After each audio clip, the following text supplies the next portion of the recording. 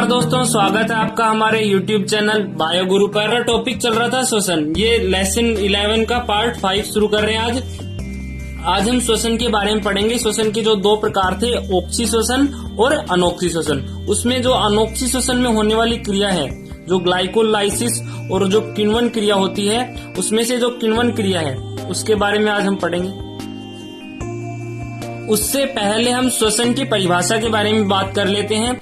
सामान्यतः हम श्वसन की परिभाषा क्या लेते हैं? श्वास लेना व छोड़ना, यानी श्वास में ऑक्सीजन ग्रहण करना और कार्बन डाइऑक्साइड निकालना या फिर कार्बन डाइऑक्साइड छोड़ना, उसे हम सामान्य भाषा में श्वसन कहते हैं। लेकिन साइंस इस भाषा को एक्सेप्ट नहीं करता है। साइंस श्वसन की एक अलग परिभाषा मानता है। विज्ञान के अनुसार श्वसन एक प्रकार का कोशिकीय श्वसन है। श्वसन एक प्रकार का कोशिकीय श्वसन है। अब ये कोशिकीय श्वसन क्या होता है, इसे जान लेते हैं। कोशिकीय श्वसन क्या होता है? कोशिकीय श्वसन, जब हम श्वास के द्वारा O2 ग्रहण करते हैं तो वो O2 कहाँ जाती है? फेफड़ों में जाती है। और फेफड़ों में जो O2 होती है वो कहाँ जाती है? रक्त में जो हीमोग्लोबिन वर्णक पाया जाता है उसके साथ ऑक्सीजन जुड़ जाती है। ऑक्सीजन उसके साथ जुड़ जाती है। अब वो ऑक्सीजन रक्त के साथ शरीर के विभिन्न अंगों तक पहुंच जाती है। अब शरीर के विभिन्न अंगों तक पहुंचने के बाद वो जो O2 युक्त रुधिर होता है, उसमें जो हीमोग्लोबिन के साथ जो O2 जुड़ा हुआ है, यानी ऑक्सीजन जुड़ी हुई है, ये प्रत्येक कोशिका में चली जाती है। O2 कोशिका में प्रवेश कर जाती है। जितनी भी कोशिकाएं होती हैं उनमें प्रवेश कर जाती है। और उनमें हम यहाँ पर बात किसकी कर रहे हैं? पादप कार्यकी का भाग है ये श्वसन, पादप कार्यकी का भाग है। तो हम पादप की कोशिका के बारे में बात कर रहे हैं। तो पादप की कोशिका में O2 प्रवेश कर जाती है। जैसे ये कोई पादप कोशिका हो गई, इसमें O2 अंदर प्रवेश कर गई। O2 अंदर प्रवेश कर गई। अब इसमें जो कोशिका होती है, इसमें क्या होता है? विभिन्न कोशिकाएं होते हैं। इनमें हरित लवक, माइटोकॉन्ड्रिया, इसमें विभिन्न कोशिकांग होते हैं। अब वो O2 अंदर प्रवेश कर गई तो इसमें जो हरित लवक होता है, इसमें जो पादप कोशिका में हरित लवक होता है, ये क्या करता है? प्रकाश संश्लेषण के द्वारा जब सूर्य का प्रकाश आता है तो कार्बोहाइड्रेट का निर्माण करता है, ग्लूकोज का निर्माण करता है। अब वो ग्लूकोज कहाँ है? कोशिका के अंदर। अब ये O2 भी अंदर आ गया। अब ये O2 अंदर आने के बाद क्या करेगा? ये जो संचित भोज्य पदार्थ है ग्लूकोज, इसका ऑक्सीकरण कर देगा, यानी इसके साथ जुड़ जाएगा, ऑक्सीकरण कर देगा। और ऑक्सीकरण करने के बाद क्या होगा? एटीपी का निर्माण होगा या फिर ऊर्जा का निर्माण होगा। ऊर्जा का निर्माण होगा। तो इसमें क्या लिखा हुआ है? संचित भोज्य पदार्थ, कार्बोहाइड्रेट या फिर वसा। कार्बोहाइड्रेट पादपों में पाया जाता है, वसा का किन में? जंतुओं में। और जो प्राणी होते हैं, मानव में या फिर जंतुओं में वसा पाई जाती है संचित भोज्य पदार्थ के रूप में। उसका ऑक्सीकरण होता है। किससे ऑक्सीकरण होता है? O2 से। अब उस ऑक्सीकरण से क्या होगा? अब यहाँ पर ऑक्सीकरण हो गया ग्लूकोज का, ये ऑक्सीकरण हो गया। इससे ऊर्जा का निर्माण होगा। माइटोकॉन्ड्रिया में ऊर्जा का निर्माण होगा। श्वसन किस लिए करते हैं? ऊर्जा के निर्माण के लिए। इसमें दो प्रकार का श्वसन होता है, ऑक्सी श्वसन और अनोक्सी श्वसन। ऑक्सी श्वसन तो ऑक्सीजन की उपस्थिति में, और अनोक्सी श्वसन में क्या होता है? ये ऑक्सी श्वसन, जो ऑक्सीजन है वो अनुपस्थित होती है और माइटोकॉन्ड्रिया भी अनुपस्थित होता है। तो इस प्रकार का श्वसन किसे कहते हैं? अनोक्सी श्वसन कहते हैं। अब ऑक्सीकरण से ग्लूकोज या फिर जो संचित भोज्य पदार्थ है कार्बोहाइड्रेट, उसका ऑक्सीकरण हो रहा है। उसके ऑक्सीकरण से ऊर्जा का निर्माण हो रहा है। उस ऊर्जा को हम विभिन्न जैविक क्रियाओं के रूप में उपयोग ले सकते हैं। जो दैनिक जीवन में जो जैविक क्रियाएं करते हैं उनमें ऊर्जा की आवश्यकता होती है, वहां पर भी इस ऊर्जा का उपयोग कर सकते हैं। या फिर माइटोकॉन्ड्रिया में ये जो ऊर्जा होती है वो एटीपी के रूप में संचित हो जाती है। एटीपी के रूप में संचित कैसे होती है? एटीपी का निर्माण किस प्रकार होता है? एडीपी, एडेनिन डाइफॉस्फेट में एक फास्फेट और जुड़ जाता है और किसका निर्माण होता है?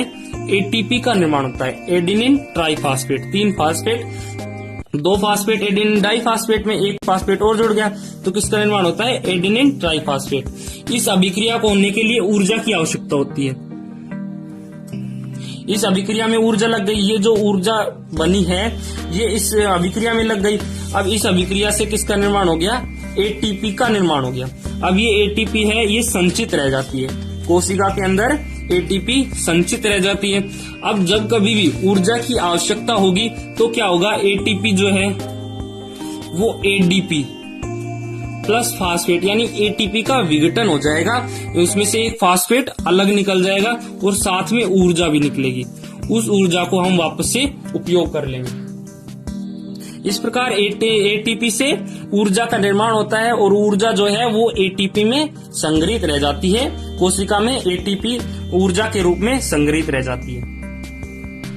इस प्रकार विज्ञान के अनुसार श्वसन की परिभाषा क्या हो गई, ये पूरी जो क्रियाएं हो रही हैं इन्हें विज्ञान श्वसन कहता है। इसे शॉर्ट फॉर्म में देखें तो श्वसन की परिभाषा होगी सभी क्रियाएं, वे सभी क्रियाएं जो संचित भोज्य पदार्थ, संचित कार्बनिक पदार्थ जो ग्लूकोज, जिससे हरित लवक के हरित लवक से प्रकाश की उपस्थिति में जो प्रकाश संश्लेषण के दौरान जो ग्लूकोज का निर्माण हो गया, ये ग्लूकोज 6 कार्बन युक्त है यानी कार्बनिक पदार्थ है, ये संचित रहता है पादप में भोज्य पदार्थ के रूप में, ये ग्लूकोज संचित रहता है यानी संचित कार्बनिक पदार्थ यानी ग्लूकोज, या फिर हम कह सकते हैं कार्बोहाइड्रेट, उसका ऑक्सीकरण हो रहा है, O2 कोशिका के अंदर प्रविष्ट हो रही है और ग्लूकोज का ऑक्सीकरण हो रहा है। तो संचित कार्बनिक पदार्थ का ऑक्सीकरण करके ऊर्जा का निर्माण करती है, ऑक्सीकरण हो रहा है उससे ऊर्जा का निर्माण हो रहा है। तो इन सभी क्रियाओं को, ये जो सारी क्रियाएं हो रही है ऊर्जा उत्पादन के लिए, ये जो ऑक्सीकरण क्रिया हो रही है, O2 का कोशिका के अंदर प्रवेश हो रहा है। अब इसमें ऑक्सीकरण के द्वारा ऊर्जा भी कई रूपों में बनती है, कई क्रियाएं होती हैं ऊर्जा को निर्मित करने के लिए, जैसे ग्लाइकोलाइसिस, क्रेब्स चक्र, किण्वन, ऐसी अनेक क्रियाएं होती हैं। उन्हें सम्मिलित रूप से क्या कहते हैं, कोशिकीय श्वसन, या फिर साइंस विज्ञान के अनुसार उन्हें श्वसन कहते हैं। उन सभी क्रियाओं को सम्मिलित रूप से श्वसन कहते हैं। यहां तक तो हो गया नॉर्मली श्वसन की जो नॉर्मल डेफिनेशन थी वो हो गई, यानी कोशिकीय श्वसन हो गया। अब हम जानेंगे कोशिकीय जो श्वसन होता है वो कितने प्रकार का होता है और किस किस प्रकार से उनमें ऊर्जा का उत्पादन होता है या ऊर्जा का निर्माण होता है। श्वसन यानी जो ऊर्जा का उत्पादन होता है वो 2 प्रकार का होता है, ऑक्सी श्वसन और अनोक्सी श्वसन। ऑक्सी श्वसन में क्या होता है, O2 उपस्थित होती है, यानी जब ग्लूकोज से ऊर्जा का निर्माण हो रहा होता है तो उसमें ऑक्सीजन और जो माइटोकॉन्ड्रिया होता है, कोशिकांग, जो पादप कोशिका होती है उसका कोशिकांग माइटोकॉन्ड्रिया उपस्थित होते हैं, ये दोनों उपस्थित होते हैं ऑक्सी श्वसन में। और अनोक्सी श्वसन में क्या होता है, O2 अनुपस्थित होता है, इसके साथ ही माइटोकॉन्ड्रिया भी अनुपस्थित होता है। इन दोनों श्वसन में यानी ऑक्सी श्वसन में और अनोक्सी श्वसन में एक क्रिया समान होती है, कौन सी, ग्लाइकोलाइसिस। अगर आपने अभी तक ग्लाइकोलाइसिस की वीडियो नहीं देखी है तो आप बायोगुरु यूट्यूब चैनल की जो वीडियोस हैं उनमें ग्लाइकोलाइसिस को अच्छे से समझ सकते हैं। अब जो ऑक्सी श्वसन होता है इसमें 2 क्रियाएं होती हैं, ग्लाइकोलाइसिस और क्रेब्स चक्र। इसमें दोनों की हमने जो ऑक्सी श्वसन है इसको कंप्लीट कर लिया है। आज का हमारा टॉपिक था जो अनोक्सी श्वसन है उसके जो दूसरी क्रिया है किण्वन, क्योंकि ग्लाइकोलाइसिस तो इसी के साथ आ गई और क्रेब्स चक्र भी हो गया। ये ऑक्सी श्वसन हमारा हो गया है। आपने अभी तक ऑक्सी श्वसन को नहीं समझा है तो बायोगुरु यूट्यूब चैनल की जो वीडियोस हैं उनमें ग्लाइकोलाइसिस और क्रेब्स चक्र के माध्यम से ऑक्सी श्वसन को समझ सकते हैं। अनोक्सी श्वसन में आज हम किण्वन क्रिया के बारे में पढ़ेंगे। तो जो ऑक्सी श्वसन होता है इसमें कितनी ऊर्जा उत्पन्न होती है, 36 से 38 एटीपी, जिसमें से ग्लाइकोलाइसिस क्रिया द्वारा 2 एटीपी का निर्माण होता है। ग्लाइकोलाइसिस क्रिया द्वारा यानी जो ग्लूकोज होता है, कार्बोहाइड्रेट होता है, वो पहले पायरुविक अम्ल में बदलता है। ये हम सब कुछ पढ़ चुके हैं। ग्लाइकोलाइसिस क्रिया में जो ग्लूकोज होता है वो किस में बदलता है, पायरुविक अम्ल में। उस क्रिया में 2 एटीपी का निर्माण होता है, 2 एटीपी का निर्माण होता है और उसके बाद में जो पायरुविक अम्ल है वो माइटोकॉन्ड्रिया के अंदर प्रविष्ट हो जाता है और क्रेब्स चक्र में चला जाता है और क्रेब्स चक्र में अधिक ऊर्जा का निर्माण होता है।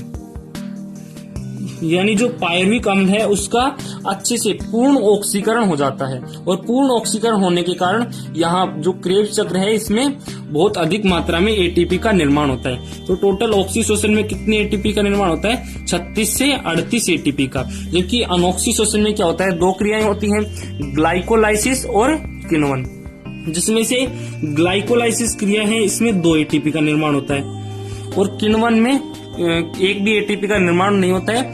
आज हम ये भी पढ़ेंगे कि ये किण्वन है जो अनऑक्सीशोषण में जो किण्वन क्रिया हो रही है, ये अनऑक्सीशोषण में होना क्यों आवश्यक है। ये किण्वन क्रिया अनऑक्सीशोषण में आवश्यक है, ये हम आगे पढ़ेंगे कि किण्वन क्रिया क्यों आवश्यक है। ये जो किण्वन क्रिया है ये कहाँ होती है? जीवित कोशिका के पास जो द्रव्य होता है, तरल द्रव्य होता है, किण्वन क्रिया वहां पर संपन्न होती है। जबकि ग्लाइकोलाइसिस क्रिया कहाँ संपन्न हो रही थी? जो कोशिका का जीव द्रव्य साइटोप्लाज्म के अंदर ग्लाइकोलाइसिस क्रिया संपन्न हो रही थी। और किण्वन क्रिया जीवित कोशिका के पास जो तरल पदार्थ होता है उसमें किण्वन क्रिया संपन्न होती है। अनऑक्सीशोषण में जो ग्लूकोज होता है उसका पूर्ण ऑक्सीकरण नहीं होता है, यानी उसके छोटे छोटे टुकड़े नहीं बनते हैं। अनऑक्सीशोषण में उसका पूर्ण ऑक्सीकरण हो जाता है, जिससे लास्ट में जो अंतिम उत्पाद बनता है वो क्या बचता है? CO2 और H2O। जबकि अनऑक्सीशोषण में कार्बनिक पदार्थ रह जाते हैं। ये हम आगे पढ़ेंगे कार्बनिक पदार्थों में कौन कौन से होते हैं। कार्बनिक पदार्थ बच जाते हैं और CO2 बच जाता है। ये जो कार्बनिक पदार्थ बचे हैं इनका विघटन नहीं होता है, जिसके कारण जो अधिकतर ऊर्जा है वो किसमें संचित रह जाती है? कार्बनिक पदार्थ में संचित रह जाती है, और अनॉक्सी क्रिया द्वारा ऊर्जा का निर्माण नहीं होता है, अधिक ऊर्जा का निर्माण नहीं होता है। केवल 2 एटीपी का निर्माण होता है जो ग्लाइकोलाइसिस क्रिया द्वारा बनता है। अब हम अनॉक्सी क्रिया में जो होने वाली जो किण्वन क्रिया है, फर्मेंटेशन, उसके बारे में पढ़ेंगे। जो फर्मेंटेशन होती है ये ऑक्सीजन की अनुपस्थिति में होती है। क्यों? क्योंकि जो किण्वन क्रिया होती है अभी हमने पढ़ा कि किस में होती है? अनॉक्सीशोषण में होती है, और अनॉक्सीशोषण में ऑक्सीजन और माइटोकॉन्ड्रिया अनुपस्थित होते हैं। तो किण्वन क्रिया ऑक्सीजन की अनुपस्थिति में होती है।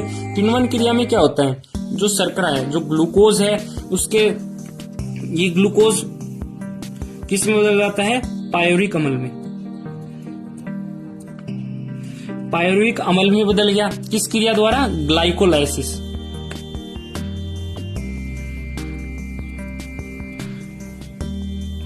अभी जो पायरुविक अम्ल बना है ये विघटित हो जाता है आगे किस क्रिया द्वारा? किण्वन क्रिया द्वारा। किण्वन क्रिया द्वारा आगे विघटित हो जाता है और किस में बदल जाता है?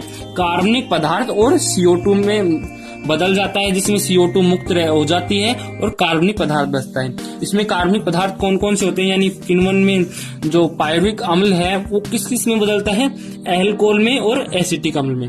मेनली तो इन दोनों में बदलता है, बाकी 2 और होते हैं, एसिटिक अम्ल और ब्यूटायरिक अम्ल, उनमें भी बदलता है। उनको भी हम आगे पढ़ेंगे। मेनली तो जो किण्वन है वो 2 प्रकार का होता है, एल्कोहलिक किण्वन और लैक्टिक किण्वन। एल्कोहलिक किण्वन किसे कहते हैं? जिसमें कार्बनिक पदार्थ एल्कोहल बचता है, यानी अंतिम उत्पाद एल्कोहल होता है। और अगर अंतिम उत्पाद यानी पायरुविक अम्ल से अंतिम लास्ट में क्या बने? लैक्टिक अम्ल बने, तो उसे हम क्या कहते हैं? लैक्टिक अम्ल किण्वन कहते हैं, या लैक्टिक एसिड फर्मेंटेशन कहते हैं। ये हम आगे किण्वन के जो प्रकार हैं, किण्वन को जब डिवाइड किया जाएगा उसमें पढ़ेंगे। पहली बात है, जो लुईस पास्चर था, वैज्ञानिक लुईस पास्चर ने एल्कोहलिक फर्मेंटेशन के बारे में खोज की थी, यानी एल्कोहलिक किण्वन के बारे में बताया था कि जो एल्कोहलिक किण्वन होता है वो किसके कारण होता है? यीस्ट कोशिकाओं के कारण होता है। और एक वैज्ञानिक थे बुकनर, इन्होंने यीस्ट कोशिका में एक एंजाइम की खोज की जिसका नाम है जाइनेज।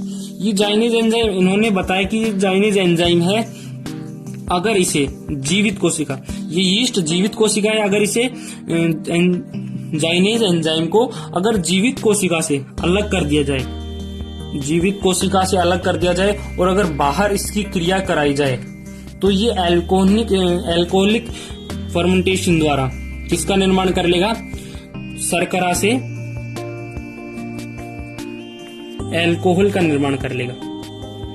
यानी एल्कोहलिक किण्वन कर लेगा अगर जीवित कोशिका उपस्थित नहीं हो तो भी। ये जो जाइनेज एंजाइम है ये जीवित कोशिका की अनुपस्थिति में, ये यानी कि जीवित कोशिका से बाहर भी शर्करा को अल्कोहल में बदल देता है। कौन सा एंजाइम? जाइनेज एंजाइम। ये बात आपको याद रखनी है कि जाइनेज एंजाइम जीवित कोशिका की अनुपस्थिति में भी शर्करा को अल्कोहल में बदल देता है। अब हम किण्वन की जो क्रिया हो रही है किण्वन, इसे कितने भागों में बांटा गया था और उनके भागों को विस्तृत रूप से जानेंगे। किण्वन का पहला पार्ट है अल्कोहलिक किण्वन, यानी इसमें क्या होता है, जो ग्लूकोज शर्करा है ये इसका निर्माण ग्लाइकोलाइसिस द्वारा इसका 2 पायरुविक अम्ल का निर्माण हो जाता है। अब ये जो 2 पायरुविक अम्ल हैं ये यीस्ट के द्वारा अल्कोहल में बदल दिए जाते हैं। इस क्रिया को क्या कहते हैं? अल्कोहलिक किण्वन, यानी शर्करा से अल्कोहल का निर्माण, यानी जो लास्ट में अनोक्सी श्वसन में जो लास्ट में कार्बनिक पदार्थ बचता है, कार्बनिक पदार्थ और कार्बन डाइऑक्साइड बचता है, उसमें अगर कार्बन डाइऑक्साइड के साथ अगर अल्कोहल बना हो तो उसे हम क्या कहेंगे? अल्कोहलिक किण्वन कहेंगे। ग्लाइकोलाइसिस द्वारा जो पायरुविक अम्ल बना है इसके द्वारा ये जो अल्कोहल बना है इस क्रिया को क्या कहते हैं? अल्कोहलिक किण्वन।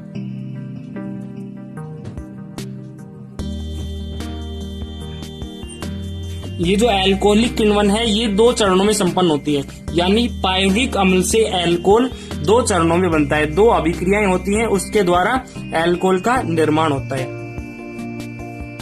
पहला स्टेप है जो पायरुविक अम्ल है जो ग्लूकोज से बना होता है, ग्लूकोज से जो पायरुविक अम्ल बनता है ग्लाइकोलाइसिस क्रिया द्वारा 2 पायरुविक अम्ल बनते हैं। ये पायरुविक डीकार्बोक्सिलेज एंजाइम की उपस्थिति में एसिटाल्डिहाइड का निर्माण करते हैं और उसके साथ ही कार्बन डाइऑक्साइड का निर्माण करते हैं। इसमें क्या होता है, जब पायरुविक डीकार्बोक्सिलेज एंजाइम की उपस्थिति में आता है यानी पायरुविक अम्ल के संपर्क में आता है तो पायरुविक अम्ल से कार्बन डाइऑक्साइड बाहर निकल जाता है, कार्बन डाइऑक्साइड के अणु बाहर निकल जाते हैं। यहाँ पर एसिटाल्डिहाइड बन जाता है। कार्बन डाइऑक्साइड जब बाहर निकल जाता है, कार्बन डाइऑक्साइड बाहर निकल गई, इससे कार्बन डाइऑक्साइड बाहर निकल गई। अब इसमें जो सूत्र बचा है इसमें H बचा है, H यहाँ पर जुड़ जाएगा तो किसका निर्माण हो गया? एसिटाल्डिहाइड का निर्माण हो गया। इसमें ये सूत्र ज्यादा इंपॉर्टेंट नहीं है, ये आपको याद रखना है कि पायरुविक अम्ल पायरुविक डीकार्बोक्सिलेज एंजाइम की उपस्थिति में एसिटाल्डिहाइड का निर्माण करते हैं और उसके साथ ही कार्बन डाइऑक्साइड मुक्त हो जाती है। यानी कार्बन डाइऑक्साइड मुक्त कब होती है? पहले चरण में। ये जो कार्बन डाइऑक्साइड मुक्त हो रही है ये पहले चरण में हो रही है और अल्कोहल का निर्माण दूसरे चरण में होगा। तो सेकंड स्टेप देखते हैं, जो एसिटाल्डिहाइड का निर्माण हुआ है, एसिटाल्डिहाइड का निर्माण हुआ है, इसमें आप सूत्र देख सकते हैं। इसके साथ NADH2 आ जाता है। NADH2 कहां से आता है? जो ऑक्सीडेशन हो रहा था, जो क्रेब्स चक्र चल रहा था, क्रेब्स चक्र चल रहा था यानी ग्लाइकोलाइसिस चक्र चल रहा था, वहां से जो NAD+ है वो NADH2 में बदल रही थी, NAD+ NADH2 में बदल रही थी। वहां पर हाइड्रोजन NAD+ पे जुड़ रहे थे तो वो जो NADH2 है वो कहाँ जाती है? इस क्रिया में आ जाती है और यहाँ पर अपने हाइड्रोजन दान कर देती है, अपने हाइड्रोजन दे देती है इसको एसिटाल्डिहाइड को। इसमें अल्कोहल डिहाइड्रोजिनेज एंजाइम उपस्थित होता है और किसका निर्माण होता है? इथाइल अल्कोहल का। इसमें आप देख सकते हैं 2 हाइड्रोजन मुक्त हुए तो 2 हाइड्रोजन कहाँ जुड़ेंगे? एक तो ऑक्सीजन के साथ जुड़ जाएगा, एक ऑक्सीजन के साथ जुड़ जाएगा। ऑक्सीजन की संयोजकता ज्यादा हो गई, 3 हो गई, तो इसमें से यहाँ पर से एक बंध टूट जाएगा और जो दूसरा हाइड्रोजन है वो कहाँ पर आ जाएगा? कार्बन की वैलेंसी पूरा करने के लिए यहाँ पर जुड़ जाएगा और किसका निर्माण होगा? Ethyl alcohol. ये अल्कोहल का एक टाइप है जिसका सूत्र है C2H5OH। इसके साथ ही NAD+ का निर्माण हो जाता है। NAD+ का निर्माण कहां से हो रहा है? यहाँ से हाइड्रोजन मुक्त हो गए तो NAD+ का निर्माण हो गया और हाइड्रोजन इसके साथ जुड़ गए यानी एसिटाल्डिहाइड के साथ जुड़ गए, जिसके द्वारा किसका निर्माण हो गया? इथाइल अल्कोहल का निर्माण हो गया, जिसका सूत्र क्या होता है? C2H5OH। इस प्रकार जो अल्कोहलिक किण्वन है ये 2 स्टेप में पूरा होता है। पहले स्टेप में कार्बन डाइऑक्साइड और एसिटाल्डिहाइड बनता है, दूसरे स्टेप में एसिटाल्डिहाइड जो है वह हाइड्रोजन ग्रहण करके क्या बनाता है, इथाइल अल्कोहल बनाता है। अब ये जो NAD+ है ये वापस से ग्लाइकोलाइसिस चक्र में चली जाती है।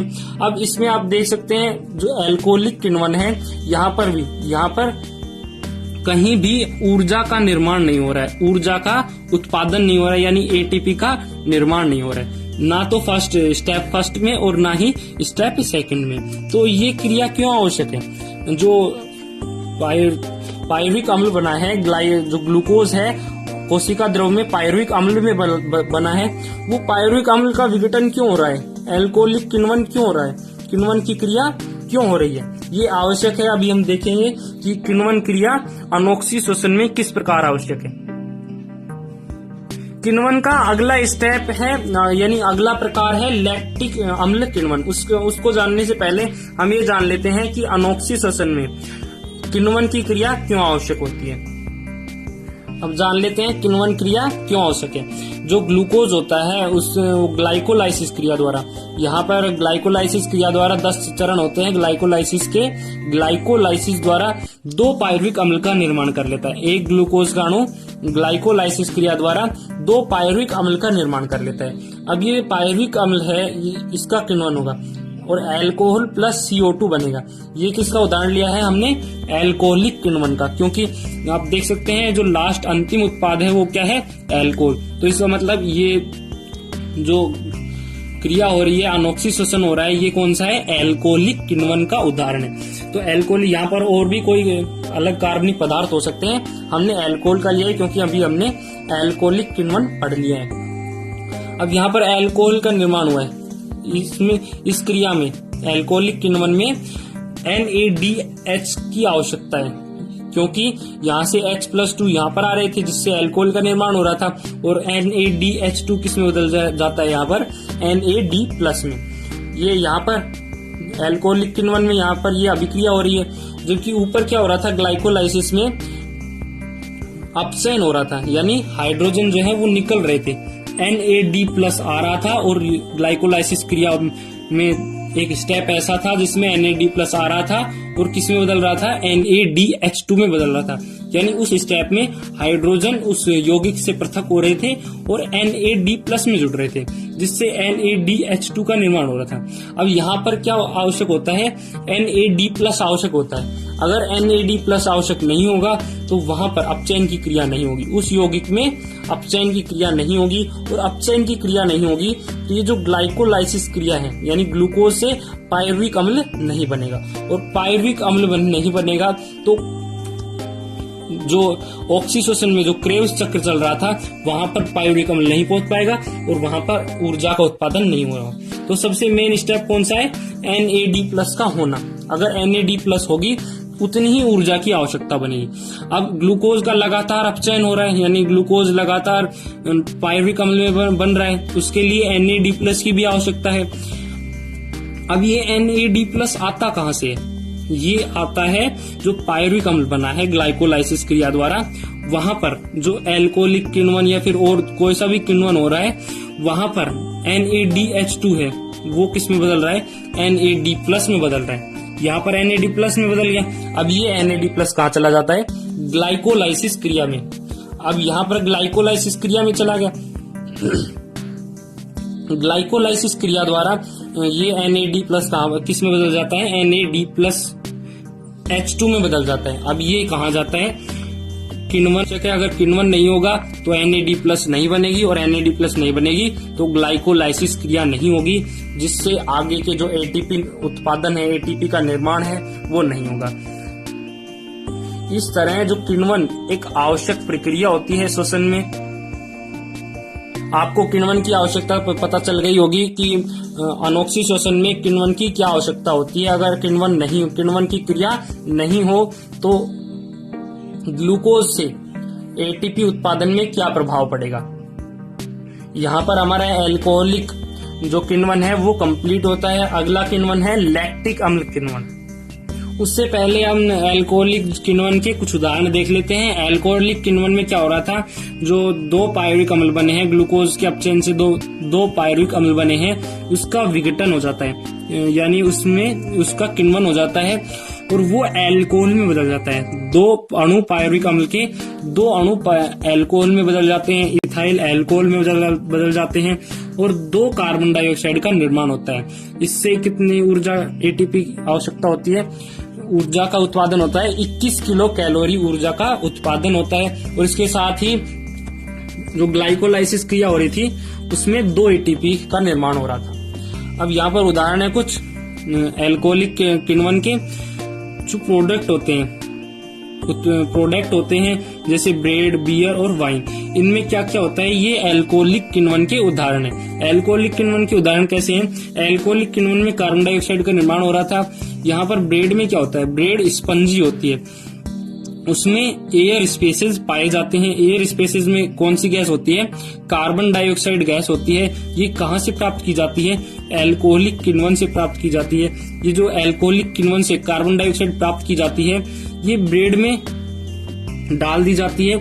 इससे ब्रेड में एयर स्पेसेस बढ़ जाते हैं, जिससे ब्रेड जो होती है वो स्पंजी हो जाती है। बियर में क्या होता है, बियर में अल्कोहल और कार्बन डाइऑक्साइड होता है। वो कार्बन डाइऑक्साइड, अल्कोहल कैसी होती है, कार्बोनेशन होती है, यानी उसमें कार्बन डाइऑक्साइड घुली हुई होती है, जैसा कि अल्कोहलिक किण्वन में हो रहा था। इसमें अल्कोहल का भी निर्माण हो रहा था और कार्बन डाइऑक्साइड का भी निर्माण हो रहा था। तो यहाँ पर अल्कोहल भी है और कार्बन डाइऑक्साइड भी है। तो यहाँ पर अल्कोहल में कार्बन डाइऑक्साइड घुलित अवस्था में होती है। जब हम बियर को हिलाते हैं तो क्या होता है, कार्बन डाइऑक्साइड जो होती है वो झाग के रूप में बाहर आने लगती है। जबकि वाइन में अल्कोहल, ओनली अल्कोहल होता है, उसमें कार्बन डाइऑक्साइड पृथक की जाती है, यानी कार्बोनेशन नहीं होता है। अल्कोहल कार्बोनेशन नहीं होता है, यानी अल्कोहल में कार्बन डाइऑक्साइड घुलित अवस्था में नहीं होती है, यानी उसमें मिली हुई नहीं होती है, वो विदाउट कार्बोनेशन होती है। ये तीनों उदाहरण किसके हैं, अल्कोहलिक किण्वन के। किण्वन का अगला पार्ट है लैक्टिक अम्ल किण्वन, यानी इस किण्वन में क्या होगा, जो पायरुविक अम्ल है उससे अंतिम उत्पाद क्या बनेगा, लैक्टिक एसिड बनेगा। ना कि उसमें अल्कोहलिक किण्वन में क्या हो रहा था, अंतिम उत्पाद अल्कोहल बन रहा था। इसमें जो अंतिम उत्पाद कार्बनिक पदार्थ होगा वो कौन सा होगा, लैक्टिक अम्ल होगा। इसमें किस प्रकार होता है, जो ग्लूकोज होता है वो ग्लाइकोलाइसिस करके 2 पायरुविक अम्ल का निर्माण करता है। अब ये जो 2 पायरुविक अम्ल हैं, ये अल्कोहलिक किण्वन के अनुसार उसमें तो 2 स्टेप हो रहे थे, 2 चरणों में संपन्न हो रही थी, इसमें 1 चरण में ही संपन्न होती है। इसमें पहले चरण में ही क्या होता है, NADH2 होता है, वहां से हाइड्रोजन पायरुविक अम्ल में आ जाते हैं और पायरुविक अम्ल का अपचयन हो जाता है, जिससे 2 लैक्टिक अम्ल बनते हैं। 2 अणु पायरुविक अम्ल के हैं तो 2 अणु लैक्टिक अम्ल के बनेंगे और 2 ही अणु कार्बन डाइऑक्साइड के बनेंगे।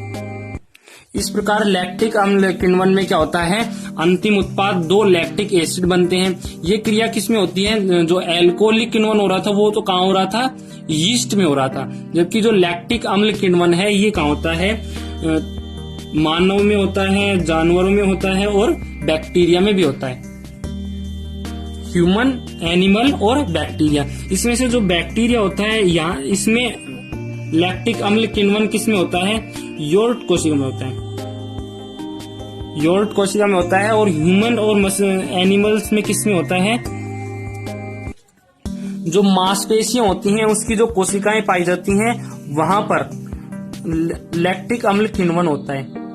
किसमें, मानव में और जो जंतु होते हैं उनमें, सभी में, जंतु या फिर प्राणियों में मांसपेशियों की कोशिकाओं में लैक्टिक अम्ल किण्वन होता है। यानी मांसपेशियों की जो कोशिकाएं होती हैं वो क्या करती हैं, जो शर्करा होती है, जो संचित भोज्य पदार्थ होता है, उसको किस में बदल देती हैं, लैक्टिक अम्ल में बदल देती हैं। अगर हम लैक्टिक अम्ल किण्वन का उदाहरण बैक्टीरिया में देखें तो इस प्रकार हो सकता है, जो लैक्टोबैसिलस बैक्टीरिया होता है, लैक्टोबैसिलस बैक्टीरिया होता है वो क्या करता है, दूध को दही में बदल देता है। यानी एक प्रकार से शुगर को, यानी शर्करा को लैक्टिक अम्ल में बदल देता है। लैक्टिक अम्ल में कैसे बदलता है, दूध होता है उसमें हेक्सोज शर्करा पाई जाती है, हेक्सोज शर्करा पाई जाती है। अब वो हेक्सोज शर्करा जो है वो किसका रूप है? कार्बोहाइड्रेट का रूप है। कार्बोहाइड्रेट का एक रूप है हेक्सोज शर्करा। जो हेक्सोज शर्करा है ये कार्बोहाइड्रेट है, यानी संचित भोज्य पदार्थ है। अब संचित भोज्य पदार्थ जो होता है वो किस में बदल दिया जाता है? ग्लाइकोलाइसिस क्रिया द्वारा पायरुविक अम्ल में बदल दिया जाता है। जैसे यहाँ पर देख रहे हैं शर्करा या फिर जो ग्लूकोज है वो किस में बदल रहा है? 2 पायरुविक अम्ल में बदल रहा है। तो यहाँ पर भी जो शर्करा है वो किस में बदल जाएगी? पायरुविक अम्ल में बदल जाएगी। अब ये जो पायरुविक अम्ल है इसे लैक्टोबैसिलस जीवाणु, यहाँ पर पायरुविक अम्ल को कौन बदल रहा है? बैक्टीरिया में भी हो रहा है, ह्यूमन में भी हो रहा है और एनिमल में भी हो रहा है। तो यहाँ पर जो पायरुविक अम्ल है इसे लैक्टोबैसिलस जीवाणु लैक्टिक अम्ल में बदल देता है, यानी दूध को दही में बदल देता है। यही कारण होता है कि जो दूध दही से प्राप्त होने वाली ऊर्जा है, दही से प्राप्त होने वाली ऊर्जा दूध से प्राप्त होने वाली ऊर्जा के बिल्कुल नगण्य होती है, यानी दही से ऊर्जा कम प्राप्त होती है, ऊर्जा कम प्राप्त होती है, जबकि इसकी तुलना में दूध से अधिक प्राप्त होती है। क्योंकि दूध का क्या हो गया? लैक्टिक अम्ल किण्वन हो गया।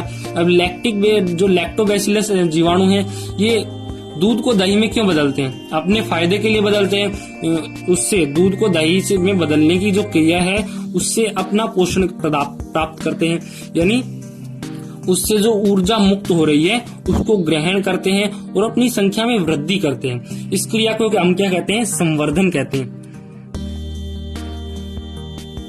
अब ये तो हो गया लैक्टिक अम्ल किण्वन का बैक्टीरिया में उदाहरण। अब अगला हम पढ़ते हैं लैक्टिक जो उदाहरण है, अगला पढ़ते हैं ह्यूमन और एनिमल में लैक्टिक अम्ल का निर्माण किस प्रकार होता है, यानी लैक्टिक अम्ल किण्वन की क्रिया ह्यूमन और एनिमल में किस प्रकार से होती है।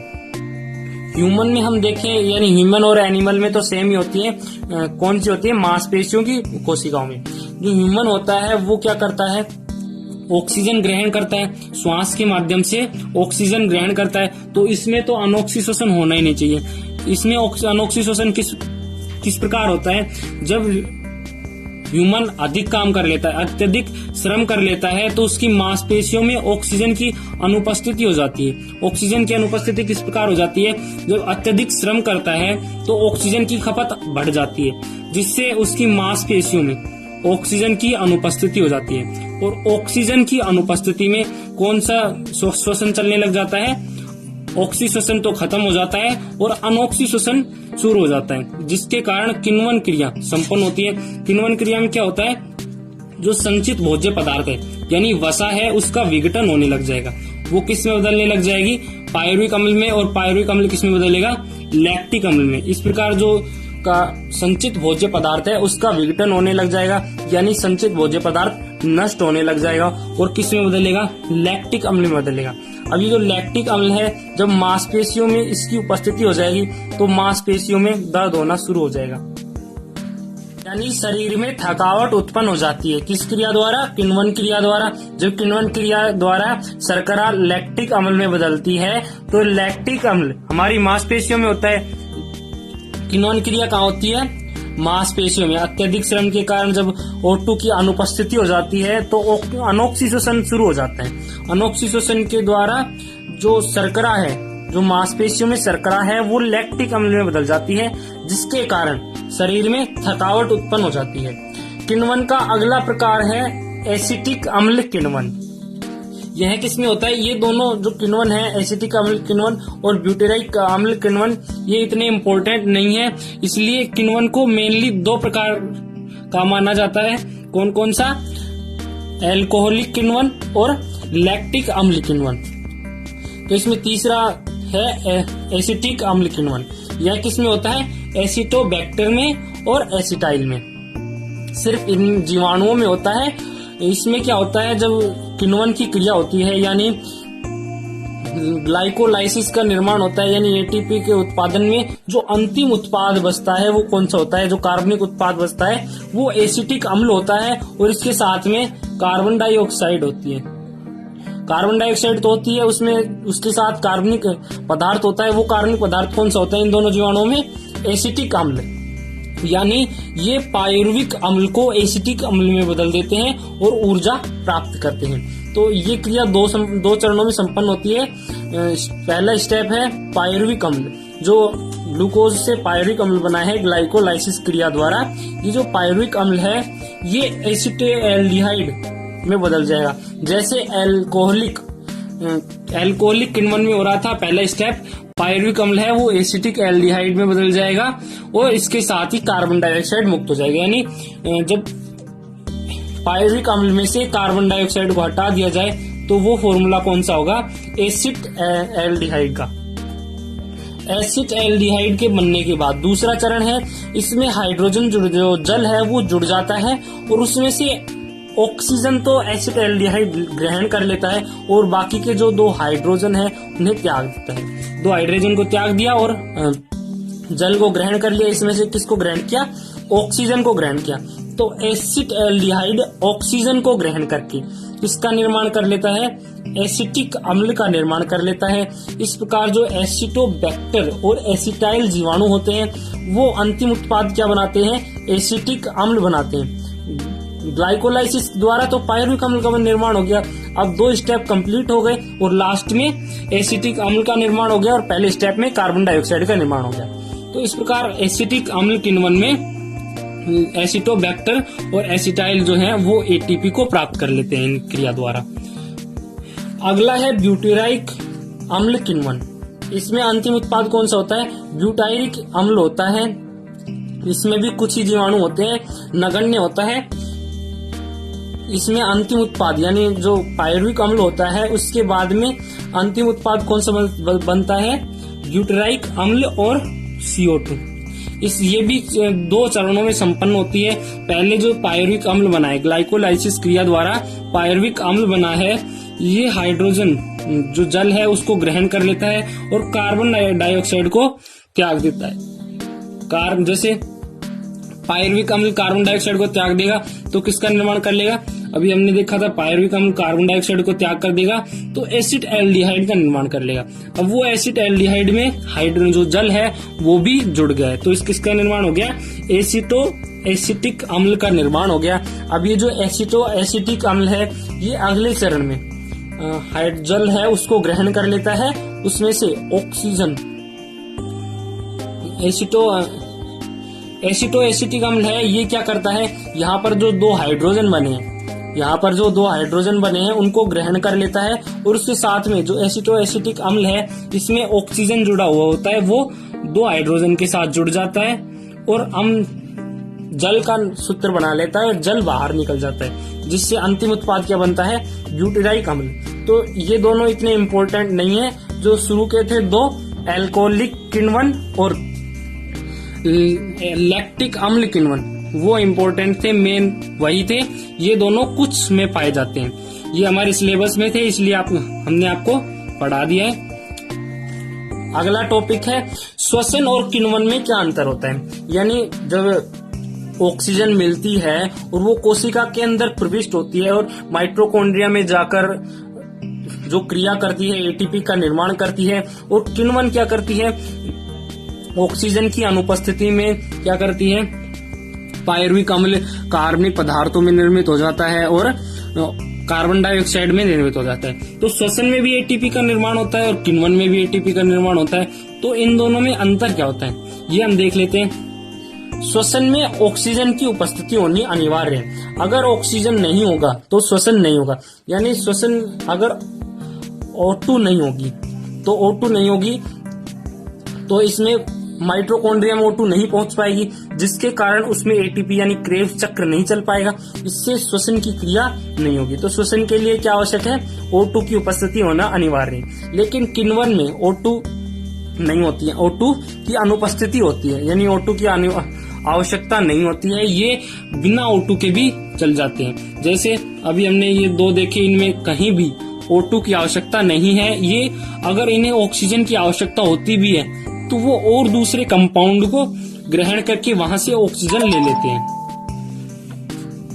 तो एक तो अंतर ये हो गया श्वसन और किण्वन में कि इसमें O2 की आवश्यकता होती है या फिर उपस्थिति होना अनिवार्य है, इसमें O2 की आवश्यकता नहीं होती है। अगला है श्वसन, जो है वो सजीव कोशिकाओं में पाया जाता है। सजीव कोशिकाओं में क्यों पाया जाता है? क्योंकि श्वसन में हम क्या लेते हैं? O2 लेते हैं। अब वो O2 कहाँ जाती है?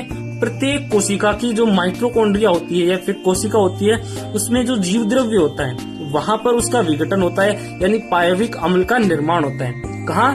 सजीव कोशिका का जो जीव द्रव्य होता है वहां पर जो ग्लूकोज होता है उसका पायरुविक अम्ल में विघटन होता है।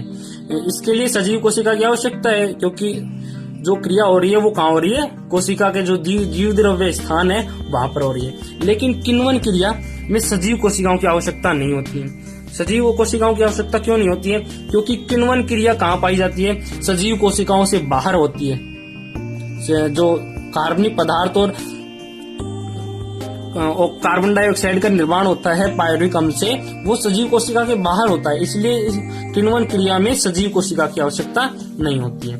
श्वसन में जो अंतिम उत्पाद बचते हैं CO2 और H2O बचते हैं। इसके साथ ही इनमें 36 से 38 ATP का निर्माण होता है। यानी जो ग्लूकोज है, कार्बोहाइड्रेट है, उसका पूर्ण अपचयन हो जाता है, उसके छोटे छोटे टुकड़े बन जाते हैं। किसमें कौन से छोटे छोटे टुकड़े बन जाते हैं? कार्बन डाइऑक्साइड और जल बच जाते हैं लास्ट में। और ऊर्जा की कितने ऊर्जा निर्माण होती है? 36 से 38 ATP, यानी पूर्ण ऑक्सीकरण हो जाता है किसका? ग्लूकोज का। और अंतिम उत्पाद बचते हैं कार्बन डाइऑक्साइड और हाइड्रोजन। ये हम क्रेब्स चक्र में पढ़ चुके हैं, ऑक्सीश्वसन में।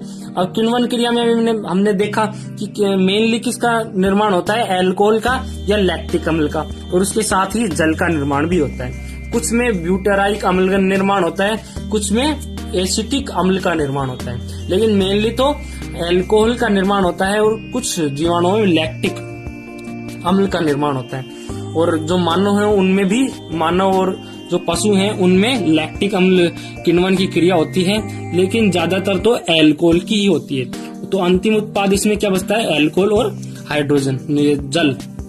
अब इसमें भी जल बच रहा है, इसमें भी जल बच रहा है, लेकिन इसमें कार्बन डाइऑक्साइड है, इसमें एल्कोहल है। ये छोटे अणु है एल्कोहल के, C2H5OH, यानी जो ग्लूकोज होता है उसका पूर्ण ऑक्सीकरण नहीं होता, यानी उसके छोटे छोटे टुकड़े नहीं बनते।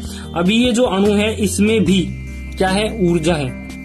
तभी तो एल्कोहल को किस में उपयोग लिया जाता है? ईंधन में उपयोग लिया जाता है, क्योंकि अभी इसमें ऊर्जा बची हुई है। तो इस कारण किण्वन जो क्रिया होती है उसमें ग्लूकोज का पूर्ण ऑक्सीकरण नहीं होता है, उसमें कार्बनिक पदार्थ बनते हैं, उनमें कुछ ऊर्जा शेष रह जाती है। श्वसन और किण्वन में अगला अंतर है, इसमें ऊर्जा अधिक बनती है, इसमें ऊर्जा कम बनती है। इसमें ऊर्जा अधिक बनती है कैसे? जो ग्लाइकोलाइसिस क्रिया होती है, ग्लाइकोलाइसिस तो दोनों में समान होती है, तो ग्लाइकोलाइसिस के द्वारा इसमें 2 ATP का निर्माण हो गया और इसमें भी 2 ATP का निर्माण हो गया। अब इसमें जो पायरुविक अम्ल बना है ग्लाइकोलाइसिस क्रिया द्वारा, वो कहाँ चला जाता है? माइटोकॉन्ड्रिया में। माइटोकॉन्ड्रिया में जाने के बाद वहां 34 ATP से 36 ATP का निर्माण हो जाता है। और इसमें क्या होता है आगे?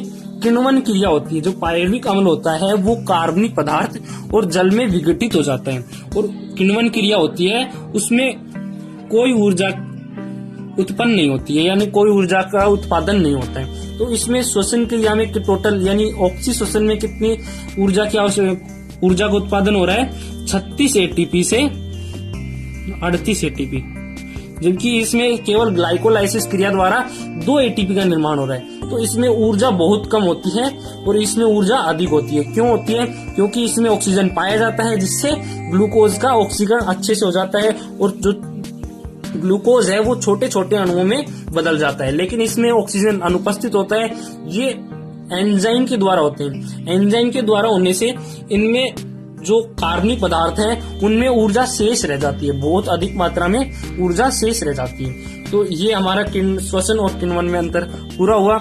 यहाँ पर हमारा जो किण्वन क्रिया है, अनॉक्सी श्वसन की जो किण्वन क्रिया है वो कंप्लीट होती है। आशा करता हूँ कि आपको ये किण्वन क्रिया अच्छे समझ में आई होगी। धन्यवाद।